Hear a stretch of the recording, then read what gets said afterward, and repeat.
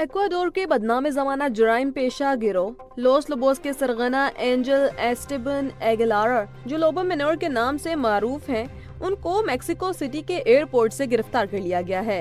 بین الاقوامی میڈیا کے مطابق ایگلار جعلی شناخت کے ساتھ میکسیکو میں داخل ہونے کی کوشش کر رہا تھا، جب اسے کولمبیا، میکسیکو اور ایکواڈور کی مشترکہ انٹیلیجنس کارروائی کے نتیجے میں دھر لیا گیا۔ ایگلار پر 2023 میں ایکواڈور کے صدارتی امیدوار فرنانڈو ویپا ویسنسو کے قتل کا مرکزی ماسٹر مائنڈ ہونے کا الزام ہے۔ کولمبیا کے صدر گستاو پیٹرو نے اس گرفتاری کو عالمی منظم جرائم کے خلاف ایک بڑی جیت قرار دیتے ہوئے تصدیق کی ہے کہ ملزم کو مقدمات کے لیے کولمبیا منتقل کر دیا گیا ہے۔ ایکواڈور کے وزیر داخلہ جان ریمبر کا کہنا ہے کہ یہ کارروائی ثابت کرتی ہے کہ مجرم دنیا کے کسی بھی کونے میں چھپ جائیں، قانون کے ہاتھ ان تک پہنچ کر رہیں گے۔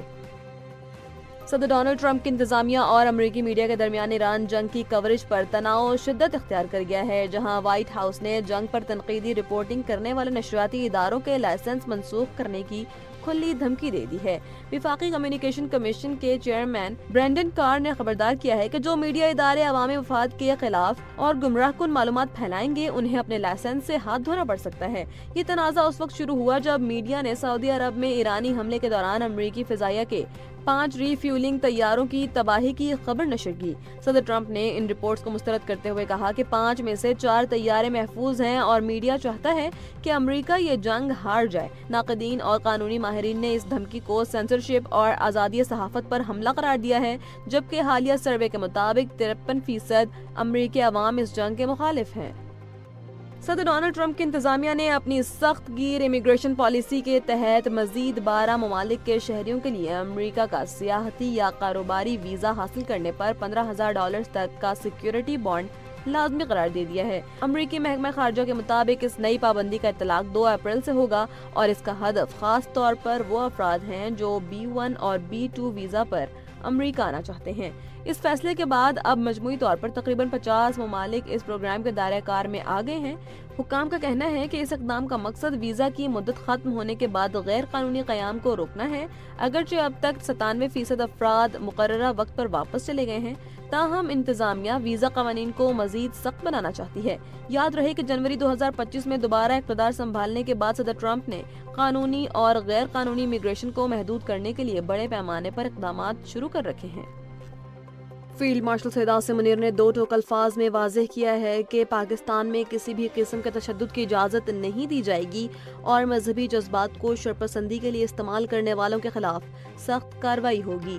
پاک فوج کے شعبہ تعلقات عامہ کے مطابق فیلڈ مارشل سید عاصم منیر نے راولپنڈی میں اہل تشیع علماء سے ایک اہم ملاقات کی، جس میں قومی سلامتی اور بین المسالک ہم آہنگی پر تبادلہ خیال کیا گیا۔ انہوں نے فرقہ وارانہ بیانیے اور غلط معلومات کی روک تھام کے لیے علماء کی کلیدی کردار پر زور دیا ہے۔ اس موقع پر سرحد پار دہشت گردی کا ذکر کرتے ہوئے انہوں نے واضح کیا کہ افغان سرزمین کا پاکستان کے خلاف استعمال کسی صورت برداشت نہیں کیا جائے گا اور دہشت گردوں کے ٹھکانے جہاں کہیں بھی ہوئے انہیں نشانہ بنایا جائے گا۔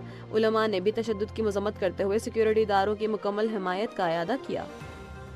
فرانسیسی صدر ایمانوئل میکرون نے مشرق وسطی میں بڑھتی ہوئی کشیدگی کے تناظر میں شہری ڈھانچے کے تحفظ پر زور دیتے ہوئے واضح کیا کہ فرانس ابنائے ہرمز کو کھولنے کے لیے کسی بھی فوجی کارروائی کا حصہ نہیں بنے گا۔ صدر میکرون نے امریکی صدر ڈونلڈ ٹرمپ اور امیر قطر سے اہم ٹیلی فونک گفتگو کی ہے، جس میں ایران اور قطر میں گیس کی تنصیبات پر ہونے والے حملوں پر تشویش کا اظہار کیا گیا۔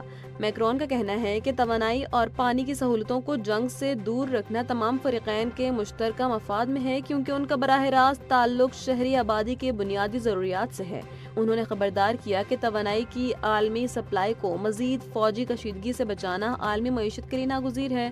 تاہم انہوں نے 2 ٹوک الفاظ میں کہا کہ فرانس بحر ہرمز میں کسی بھی قسم کے جارحانہ فوجی مہم جوئی میں شامل نہیں ہوگا۔ پاکستان سے مشرق وسطی کے لیے فلائٹ آپریشنز میں بتدریج بہتری کے آثار نمایاں ہونے لگے ہیں، تاہم اب بڑی تعداد میں پروازیں منسوخی کا شکار ہیں۔ ایویشن ذرائع کے مطابق آج ملک بھر کے مختلف ایئرپورٹ سے مشرق وسطی جانے والی 40 پروازیں منسوخ کر دی گئی ہیں۔ سب سے زیادہ متاثر پشاور اور کراچی کے ایئرپورٹس ہوئے، جہاں بالترتیب 10 اور 13 پروازیں منسوخ ہوئی ہیں۔ اس کے باوجود العین سے لاہور، اسلام آباد اور پشاور کے لیے 10 پروازوں کی آمد متوقع ہے، جبکہ دوحہ سے بھی پروازیں شیڈول کے مطابق آپریٹ ہو رہی ہیں۔ منسوخ ہونے والی پروازوں میں کراچی سے بحرین، ابوظہبی اور دبئی کی پروازیں شامل ہیں۔ لاہور سے 8 اور اسلام آباد سے 7 پروازیں بھی آج کے شیڈول سے باہر رہیں۔ اور کراچی میں مونسون کی صورتحال ایک بار پھر شدت اختیار کر گئی ہے، جہاں محکمہ موسمیات نے آج شہر میں تیز بارش کے 1 سے 2 سپیلز کی پیشگوئی کی ہے، جبکہ گزشتہ 24 گھنٹوں میں بارش سے جڑے حادثات میں جاں بحق افراد کی تعداد 19 ہو گئی ہے۔ محکمہ موسمیات کے مطابق بادلوں کا بڑا دستہ اس وقت سمندر میں موجود ہے، جو کسی بھی وقت شہر کا رخ کر سکتا ہے، جس کے نتیجے میں 50 ملی میٹر یا اس سے زائد بارش کا امکان ہے۔ شہر کے مختلف علاقوں میں وقفے سے بارش اور گرج چمک کا سلسلہ جاری ہے۔ افسوسناک طور پر گزشتہ روز ہونے والی تباہ کن بارش اور تیز ہواؤں کے باعث چھتیں اور دیواریں گرنے سے 19 افراد جاں بحق اور 60 زخمی ہو چکے ہیں۔ انتظامیہ کو الرٹ جاری کر دیا گیا ہے کیونکہ شہر میں تیز ہواؤں سے بل بورڈ گرنے کے واقعات بھی رپورٹ ہوئے ہیں، تاہم آج ہوا کی رفتار کل کے نسبت کم رہنے کی توقع ہے۔